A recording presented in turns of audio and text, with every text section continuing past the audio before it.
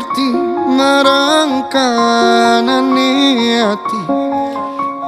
Aku mau semangati ngusapi loku sing rapes milih. Peputane ati kinaryo kembangi wangi. Sabar-sabar no ngomong aku muka selawase tati siji.